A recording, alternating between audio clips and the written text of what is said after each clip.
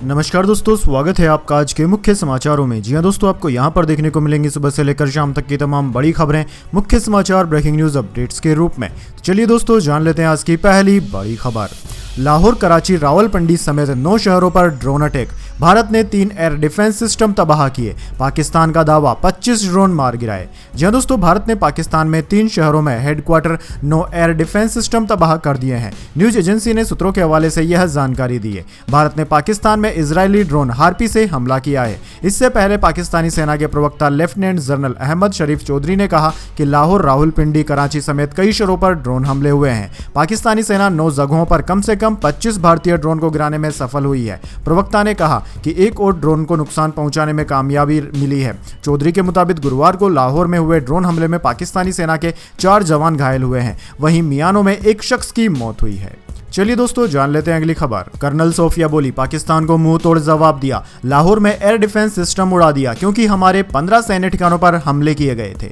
जी हां दोस्तों, विदेश मंत्रालय ने गुरुवार शाम 5:30 बजे लगातार दूसरे दिन प्रेस कॉन्फ्रेंस की। इसमें बुधवार की तरह ही विदेश सचिव विक्रम मिस्री के साथ कर्नल सोफिया कुरैशी और विंग कमांडर व्योमिका सिंह मौजूद रही। कर्नल सोफिया ने कहा कि भारत ने 15 भारतीय सैन्य ठिकानों पर हमला किया था। इन्हें नाकाम करने के बाद पाकिस्तान को मुंह तोड़ जवाब दिया गया। भारत ने लाहौर में एयर डिफेंस सिस्टम को तबाह कर दिया। विक्रम मिस्री ने कहा कि भारत तनाव बढ़ाने का काम नहीं कर रहा है। हमारा मकसद सिर्फ 22 अप्रैल के हमले का जवाब देना है। हमारा जवाब सिर्फ आतंकी ठिकानों को निशाना बनाना और मिलिट्री हमारा टारगेट नहीं थी। चलिए दोस्तों, जान लेते हैं अगली बड़ी खबर। 8 राज्यों के 28 एयरपोर्ट 9 मई तक बंद। 430 फ्लाइट्स हुई कैंसिल। हरियाणा, पंजाब, राजस्थान में अलर्ट। स्कूल बंद, सरकारी विभागों की छुट्टियां रद्द। जी हां दोस्तों, पाकिस्तान पर एयर स्ट्राइक के बाद केंद्र ने 8 राज्यों के 28 एयरपोर्ट 9 मई तक के लिए बंद कर दिए हैं। ये राज्य जम्मू कश्मीर, हिमाचल प्रदेश, पंजाब, हरियाणा, राजस्थान, गुजरात, मध्य प्रदेश और उत्तर प्रदेश हैं। बड़े एयरपोर्ट्स में श्रीनगर, जम्मू, लेह, चंडीगढ़, जोधपुर, राजकोट, धर्मशाला, अमृतसर, भुज और जामनगर शामिल है। ये पाकिस्तान बॉर्डर से लगे हुए हैं। वहीं दोस्तों, एमपी के ग्वालियर और उत्तर प्रदेश के हिंडन एयरपोर्ट के ऑपरेशंस भी बंद कर दिए गए हैं। एयर इंडिया, इंडिगो, एयर इंडिया एक्सप्रेस, स्पाइसजेट, आकाशा एयर और कुछ विदेशी एयरलाइंस ने गुरुवार को 430 फ्लाइट्स को कैंसिल कर दिया। ये देश की डेली फ्लाइट्स का 3% है। पाकिस्तान में भी 147 फ्लाइट्स कैंसिल है, जो कि डेली फ्लाइट्स का 17% है। चलिए दोस्तों, जान लेते हैं अगली खबर। पाकिस्तान ने श्रीनगर, चंडीगढ़ समेत 15 शहरों में भारतीय सैन्य ठिकानों पर की हमले की कोशिश। भारत ने नाकाम कर दिए मंसूबे। जी हां दोस्तों, आपने बिल्कुल सही सुना। पाकिस्तान ने 7 और 8 मई की मध्य रात्रि को ड्रोन और मिसाइलों का इस्तेमाल करके अवंतीपुरा, श्रीनगर, जम्मू, पठानकोट, अमृतसर, कपूरथला, जालंधर, लुधियाना, आदमपुर, भटिंडा, चंडीगढ़, नल, फलोदी, उतरलाई और भुज सहित उत्तरी और पश्चिमी भारत में कई सैन्य ठिकानों पर हमला करने की कोशिश की। हालांकि भारतीय सेना ने इन हमलों को UAS ग्रिड और एयर डिफेंस सिस्टम द्वारा बेअसर कर दिया। इन हमलों के मलबे अब कई स्थानों से बरामद किए जा रहे हैं, जो कि पाकिस्तानी हमलों की पुष्टि करते हैं। चलिए दोस्तों, जान लेते हैं अगली खबर। रक्षा मंत्री बोले, ऑपरेशन सिंदूर अभी भी जारी है। सर्वदलीय बैठक में सरकार को मिला सभी दलों का साथ। राहुल गांधी ने कहा, सरकार को फुल सपोर्ट। जी हां दोस्तों, रक्षा मंत्री राजनाथ सिंह ने गुरुवार को कहा कि पाकिस्तान के खिलाफ ऑपरेशन सिंदूर अभी भी जारी है। यानी कि 7 मई को पाकिस्तान के 9 ठिकानों पर हुए एयर स्ट्राइक के बाद भी ऑपरेशन रोका नहीं गया है। रक्षा मंत्री ने ये बातें दिल्ली के पार्लियामेंट अनेक्सी में बुलाई गई सर्वदलीय बैठक में कही। दरअसल दोस्तों, करीब 1.5 घंटे चली इस बैठक के बाहर आने के बाद संसदीय कार्य मंत्री किरेन रिजिजू ने भी रक्षा मंत्री के बयान को दोहराया। ऑपरेशन सिंदूर की जानकारी देने के लिए बुलाई गई सर्वदलीय बैठक में गृह मंत्री अमित शाह, विदेश मंत्री एस जयशंकर, विपक्ष के नेता राहुल गांधी और मल्लिकार्जुन खड़गे शामिल हुए थे।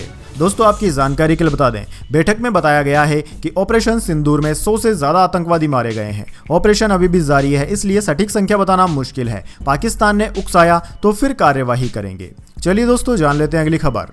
पाकिस्तानी प्रधानमंत्री शहबाज ने तुर्की के राष्ट्रपति को भाई कहा। चीन, तुर्की के अलावा कोई भी देश पाकिस्तान के साथ नहीं। इजराइल का भारत को साथ। जी हां दोस्तों, पाकिस्तान के प्रधानमंत्री शहबाज शरीफ ने तुर्की के राष्ट्रपति एर्दोगन को भाई कहा है और भारत के खिलाफ साथ देने के लिए शुक्रिया कहा। उन्होंने कहा कि यह पाकिस्तान के लिए कठिन समय है। प्रधानमंत्री शहबाज ने सोशल मीडिया पर पोस्ट करके कहा कि मैंने राष्ट्रपति एर्दोगन से पाक सेना के एक्शन की जानकारी के बारे में बातचीत की और कहा कि पाकिस्तान हर कीमत पर अपनी संप्रभुता और क्षेत्रीय अखंडता की रक्षा करेगा। वहीं दोस्तों, प्रधानमंत्री शहबाज ने साउथ एशिया में तनाव कम करने और क्षेत्रीय शांति को बढ़ावा देने के लिए तुर्की की कोशिशों की भी सराहना की। तुर्की ने भारत के एयर स्ट्राइक के बाद पाकिस्तान का समर्थन किया था और इसे संप्रभुता का उल्लंघन माना था।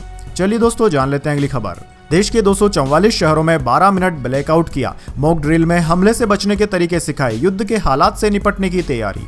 जी हां दोस्तों, पहलगाम आतंकी हमले के 15 दिन बाद भारत ने मंगलवार रात पाकिस्तान और पाकिस्तान अधिकृत कश्मीर पीओके में 9 आतंकी ठिकानों पर हमला किया। वहीं दोस्तों, इसके अलावा देश के 25 राज्यों और केंद्र शासित प्रदेशों के 244 शहरों में 12 मिनट की ब्लैकआउट एक्सरसाइज भी की गई। गृह मंत्रालय ने इन शहरों को सिविल डिफेंस डिस्ट्रिक्ट के तौर पर लिस्ट किया है। ये सामान्य प्रशासनिक जिलों से अलग हैं। इससे पहले दोस्तों, इन 244 शहरों में युद्ध के दौरान बचाव के तरीकों को लेकर मॉक ड्रिल हुई। इसमें लोगों, कर्मचारियों, स्टूडेंट्स को आपात स्थिति में बचाव और लोगों को निकालने के तरीके समझाए गए। चलिए दोस्तों, जान लेते हैं अगली खबर। हमारी सहनशीलता की परीक्षा ली तो कड़ा जवाब मिलेगा। रक्षा मंत्री राजनाथ सिंह की पाकिस्तान को कड़ी चेतावनी। जी दोस्तों, रक्षा मंत्री राजनाथ सिंह ने पाकिस्तान को दो टूक चेतावनी देते हुए कहा कि अगर भारत की सहनशीलता की परीक्षा ली गई तो उसे हमारी क्वालिटी प्रतिक्रिया का सामना करना पड़ेगा। उन्होंने कहा कि अब भारत सिर्फ शब्दों में नहीं बल्कि कार्यवाही में विश्वास रखता है और ऑपरेशन सिंदूर इसका ताजा उदाहरण है। एक कार्यक्रम को संबोधित करते हुए रक्षा मंत्री ने जोर देकर कहा कि जो कोई भी भारत की संप्रभुता से खिलवाड़ करेगा उसे ऑपरेशन सिंदूर जैसी कार्यवाही के लिए तैयार रहना चाहिए। हमने अपनी सैन्य क्षमताओं और राजनीतिक इच्छा शक्ति को पहले भी साबित किया है और आगे भी करेंगे। चलिए दोस्तों, जान लेते हैं अगली खबर। पाकिस्तान की जम्मू कश्मीर में फायरिंग, 16 लोगों की हुई मौत, लांस नाइक भी शहीद। उरी समेत 4 इलाकों में 2 दिन से गोलीबारी है जारी। जी दोस्तों, ऑपरेशन सिंदूर के बाद पाकिस्तान ने गुरुवार को लगातार दूसरे दिन भी देर रात जम्मू कश्मीर के कुपवाड़ा, बारामूला, उरी और अखनूर में सीज फायर का उल्लंघन किया और गोलीबारी की। विदेश मंत्रालय ने गुरुवार को कहा कि पुंछ में 3 महिलाओं और 5 बच्चों सहित 16 लोगों की जान चली गई, जबकि 59 लोग घायल हैं। इसके अलावा दोस्तों, पुंछ में फायरिंग में लांस नाइक दिनेश कुमार शहीद हो गए। वे हरियाणा के पलवल के रहने वाले थे। सेनाध्यक्ष जनरल उपेंद्र द्विवेदी ने लांस नाइक दिनेश कुमार को श्रद्धांजलि दी। चलिए दोस्तों, जान लेते हैं अगली खबर। शशि थरूर ने फिर मोदी सरकार की तारीफ की। बोले, ऑपरेशन सिंदूर पर की गई प्रेस ब्रीफिंग असरदार। पाकिस्तानी आर्मी चीफ को दमदार जवाब मिला।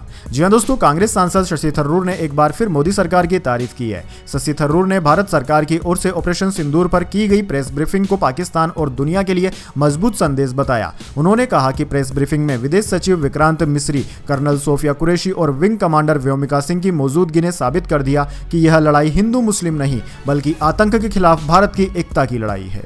चलिए दोस्तों, जान लेते हैं अगली खबर। जम्मू कश्मीर में भारी बारिश, पहाड़ धंसने से श्रीनगर हाईवे बंद। बगलीहार सलाल डैम के गेट खोले। यूपी, छत्तीसगढ़ समेत 19 राज्यों में आंधी बारिश की चेतावनी।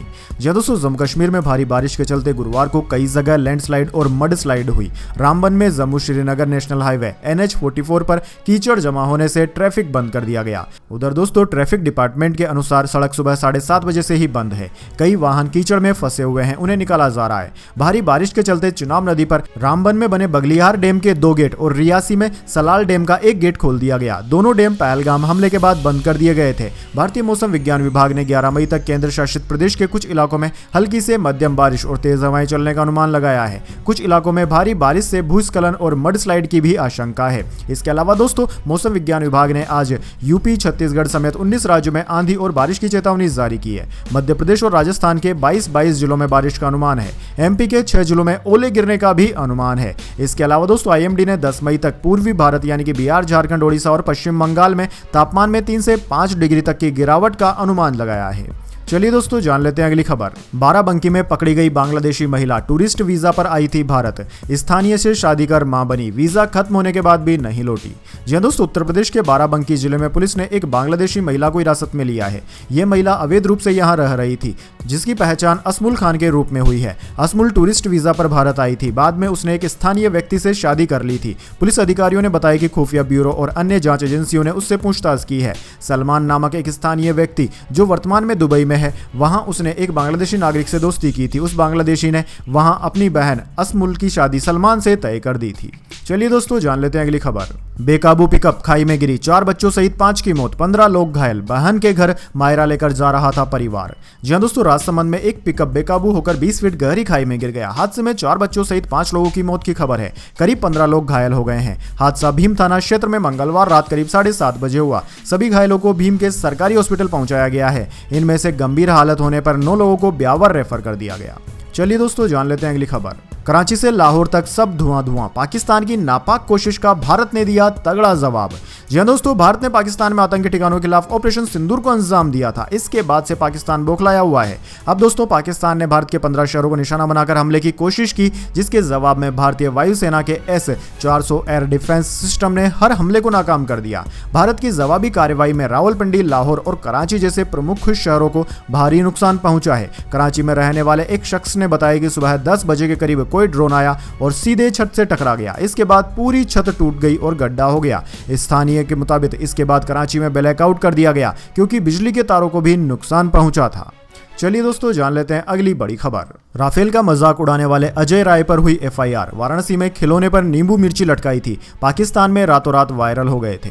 जी हां दोस्तों, कांग्रेस प्रदेश अध्यक्ष अजय राय पर वाराणसी के चेतगंज थाने में केस दर्ज किया गया है। पहलगाम आतंकी हमले के बाद अजय राय ने हवाई जहाज खिलौने पर नींबू मिर्ची बांधकर राफेल फाइटर प्लेन का मजाक उड़ाया था। राय के खिलाफ राष्ट्रवादी हिंदू शक्ति वाहिनी के अध्यक्ष प्रदीप गुप्ता ने चेतगंज थाने में शिकायत दर्ज करवाई है। पुलिस ने राय के खिलाफ धारा 107(1) के तहत शांति भंग करने, झूठी सूचना, अफवाह या चौंकाने वाली खबरें बनाने, प्रकाशित या प्रसारित करने की धारा 353(2) के तहत मुकदमा दर्ज किया है। दोस्तों, अगर आरोप साबित हो जाते हैं तो अजय राय को 2 साल तक की कैद हो सकती है, जुर्माना भी कोर्ट लगा सकती है। चलिए दोस्तों, जान लेते हैं इसके बाद अगली बड़ी खबर। लेकिन उससे पहले मेरी आपसे छोटी सी रिक्वेस्ट है, अगर दोस्तों आपको अभी तक हमारी न्यूज़ पसंद आई है तो इसे एक छोटा सा लाइक जरूर दे दीजिए, और अगर आपको पसंद नहीं आई है तो बेशक आप डिसलाइक भी कर सकते हैं। लेकिन दोस्तों, लाइक और डिसलाइक जरूर कीजिए, क्योंकि दोस्तों यही हमारी मेहनत का फल होता है और इसी से हमें पता चलता है कि आपको हमारी वीडियोज़ पसंद आ रही है या नहीं। तो चलिए दोस्तों, जान लेते हैं अगली बड़ी खबर। पाकिस्तान में ड्रोन अटैक की खबरों के बाद गिरा बाजार, सेंसेक्स 412 अंक नीचे 80,335 पर बंद हुआ। रियल्टी और मेटल शेयर्स फिसले। जहां दोस्तों हफ्ते के चौथे कारोबारी दिन यानी कि गुरुवार को सेंसेक्स 412 अंक गिरकर 80,335 के स्तर पर बंद हुआ। निफ्टी में भी 141 अंकों की गिरावट देखने को मिली और अब निफ्टी 24,274 के स्तर पर बंद हुआ। वहीं दोस्तों, सेंसेक्स के आज 30 शेयरों में से 26 में गिरावट रही, जबकि 4 में बढ़त देखने को मिली। निफ्टी 50 के शेयरों की बात करें तो इसमें 45 में गिरावट और महज 5 में ही बढ़ोतरी देखने को मिली। बात करें दोस्तों आज निफ्टी 50 के टॉप गेनर और टॉप लूजर स्टॉक्स की, तो दोस्तों आज के मार्केट में निफ्टी 50 के टॉप गेनर्स में एक्सिस बैंक, HCL टेक और कोटक बैंक रहे, जबकि निफ्टी 50 के टॉप लूजर्स में श्रीराम फाइनेंस, इंटरनल, जोमेटो और महिंद्रा एंड महिंद्रा रहे। चलिए दोस्तों, जान लेते हैं अगली बड़ी खबर। सोना 1402 रुपए घटकर 96,024 पर आया। 1 किलो चांदी 1174 रुपए सस्ती हुई। इस साल सोने का दाम 26% बढ़ा, चांदी 10% महंगी हुई।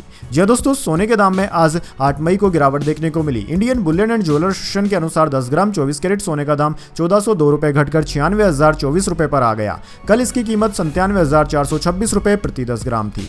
वहीं दोस्तों 1 किलो चांदी की कीमत आज 1174 रुपए गिरकर 94,600 रुपए प्रति किलोग्राम पर आ गई है। बुधवार को 1 किलो चांदी का भाव 95,774 रुपए प्रति किलोग्राम पर था। वैसे दोस्तों बात करें 22 कैरेट सोने की, तो 22 कैरेट सोना इस वक्त 87,958 रुपए प्रति 10 ग्राम का है, जबकि 18 कैरेट सोना 72,018 रुपए प्रति 10 ग्राम के भाव पर बिक रहा है। चलिए दोस्तों, जान लेते हैं अगली खबर। शुभमन गिल टेस्ट कप्तान की रेस में सबसे आगे। रोहित शर्मा ने बुधवार को संन्यास लिया था, सिलेक्शन कमेटी चाहती है युवा कप्तान। जी हां दोस्तों, रोहित शर्मा के टेस्ट से संन्यास लेने के बाद शुभमन गिल का नाम टेस्ट कप्तान के लिए सबसे आगे चल रहा है। रोहित शर्मा ने बुधवार को सोशल मीडिया पर टेस्ट से संन्यास की घोषणा की थी। IPL खत्म होने के बाद टीम इंडिया को इंग्लैंड दौरे पर जाना है। भारत का इंग्लैंड दौरा 20 जून से शुरू हो रहा है। 5 टेस्ट मैचों की सीरीज की शुरुआत हिंडिंगले से होगी। क्रिकेट वेबसाइट क्रिक इन्फो की रिपोर्ट के मुताबिक गिल का कप्तान बनना तय है। सिलेक्शन कमेटी की इस महीने के आखिर में मीटिंग है, उसमें गिल के नाम पर आखिरी फैसला लिया जा सकता है। चलिए दोस्तों, जान लेते हैं अगली खबर। वरुण चक्रवर्ती पर BCCI ने 25% जुर्माना लगाया। एक डीमेरिट पॉइंट भी मिला। ब्रेविस को आउट करने के बाद जाने का इशारा किया था। जी हां दोस्तों, कोलकाता नाइट राइडर्स के स्पिनर वरुण चक्रवर्ती पर BCCI ने IPL आचार संहिता के उल्लंघन के लिए मैच फीस का 25% जुर्माना लगाया है और एक डीमेरिट पॉइंट भी दिया है। हालांकि IPL की ओर से जारी किए गए बयान में नहीं बताया गया है कि किस घटना के लिए उन पर कार्यवाही की गई। बयान में कहा गया है कि वरुण अनुच्छेद 2.5 के तहत लेवल 1 के दोषी पाए गए हैं। चलिए दोस्तों, जान लेते हैं अगली खबर। पाक बाजार में हाहाकार, 2 दिन में 10,000 अंक टूटा। आज कराची इंडेक्स 5.79% गिरा। IMF के फैसले पर टिकी निवेशकों की उम्मीद।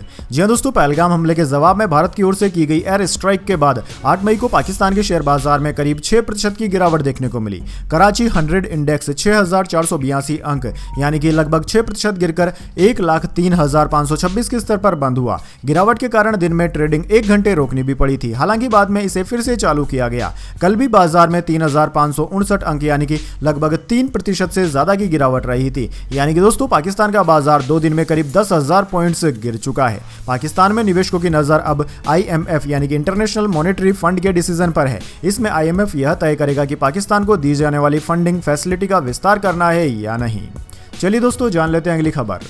इस बार नहीं बचेगा पाकिस्तान, विदेश मंत्री एस जयशंकर ने कहा। अगर हम पर हुआ हमला तो पाकिस्तान नस्तेनाबूद हो जाएगा। जी हां दोस्तों, भारत दौरे पर पहुंचे ईरान के विदेश मंत्री सैयद अब्बास अरागची के साथ विदेश मंत्री एस जयशंकर ने गुरुवार को द्विपक्षीय बैठक की। इस बैठक में विदेश मंत्री जयशंकर ने भारतीय सेना की तरफ से की गई एयर स्ट्राइक के बारे में जानकारी दी। साथ ही यह भी कहा कि एक पड़ोसी और करीबी साझेदार के रूप में यह महत्वपूर्ण है कि आपको स्थिति की अच्छी समझ हो। विदेश मंत्री एस जयशंकर ने द्विपक्षीय बैठक के दौरान कहा कि भारत की ओर से आपका स्वागत है। आज हम 20वीं भारत ईरान संयुक्त आयोग की बैठक में सह अध्यक्षता करेंगे। हाल ही के वर्षों में हमारे सहयोग में कई क्षेत्रों में प्रगति हुई, लेकिन कुछ मुद्दों पर ध्यान देने की जरूरत है। वहीं दोस्तों भारत पाकिस्तान विवाद पर एस जयशंकर ने कहा कि हमारा इरादा तनाव बढ़ाने का नहीं है, लेकिन अगर हम पर सैन्य हमले होते हैं तो इसका जवाब बहुत कड़ा होगा। एक पड़ोसी और करीबी साझेदार के रूप में आपके लिए स्थिति को समझना महत्वपूर्ण है। एक बार फिर दिल्ली में आपका स्वागत है।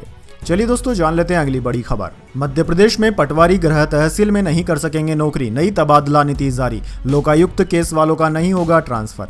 जी हां दोस्तों, मध्य प्रदेश में पटवारी अपने होम टाउन की गृह तहसील में पदस्थ नहीं हो सकेंगे। राजस्व विभाग ने पटवारियों के लिए अलग तबादला नीति जारी की है। इसमें कहा गया है कि पटवारी का पद जिला स्तरीय संवर्ग का होने के कारण यह नीति जारी की जा रही है। जिले में स्वीकृत पदों से अधिक एवं आरक्षण नियमों के विपरीत पद स्थापना नहीं की जाएगी। इससे पहले सामान्य प्रशासन विभाग अधिकारी कर्मचारियों के लिए तबादला नीति जारी कर चुका है। यानी कि दोस्तों अब कोई भी पटवारी MP में अपने गृह जिले में पदस्थ नहीं हो पाएगा। चलिए दोस्तों जान लेते हैं अगली बड़ी खबर। अगर पायलट की ट्रेनिंग देश के काम आ सके तो हाजिर हूं, पाकिस्तान पर एयर स्ट्राइक के बीच बोले तेज प्रताप यादव।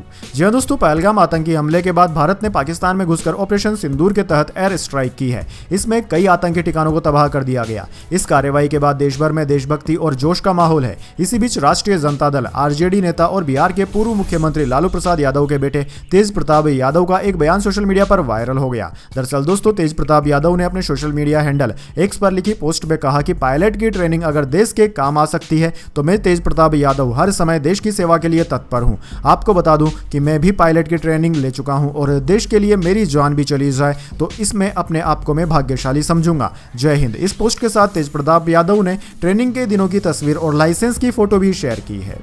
चलिए दोस्तों जान लेते हैं अगली बड़ी खबर। हाई अलर्ट पर है ताजमहल की सुरक्षा, no checking barrier, 6 watch tower, 8 bullet proof मोर्चे, हिमाकत की तो मुंह की खाएगा दुश्मन। जी हां दोस्तों, उत्तर प्रदेश के आगरा में मौजूद ताजमहल की सुरक्षा को लेकर एक बार फिर हाई अलर्ट जारी किया गया है। हाल ही में पाकिस्तान में हुए आतंकी हमले और ऑपरेशन सिंदूर के बाद केंद्र से सुरक्षा को लेकर खास निर्देश मिले हैं। इसके बाद ताजमहल के येलो जोन में सुरक्षा व्यवस्था को और सख्त कर दिया गया है। दरअसल दोस्तों आगरा पुलिस कमिश्नरेट की ताजा सुरक्षा इकाइयों ने पूरे ताज परिसर और उसके आसपास सुरक्षा घेरा मजबूत कर दिया। ACP अरीम अहमद ने बताया कि ताजमहल के येलो जोन में हाई अलर्ट जारी कर दिया गया है। इसके तहत no checking barrier, 6 watch tower और 8 बुलेट प्रूफ मोर्चे 24 घंटे एक्टिव रहेंगे। इसके अलावा 2 QRT लगातार गश्त कर रही है। तो दोस्तों यह थी आज की तमाम बड़ी खबरें। इसके बाद दोस्तों बारी आती है आज के माइंड क्यूज क्वेश्चन की। जी हां दोस्तों, एक आसान से सवाल का जवाब देकर आप जीत सकते हैं एक सरप्राइज गिफ्ट हमारे YouTube चैनल की ओर से।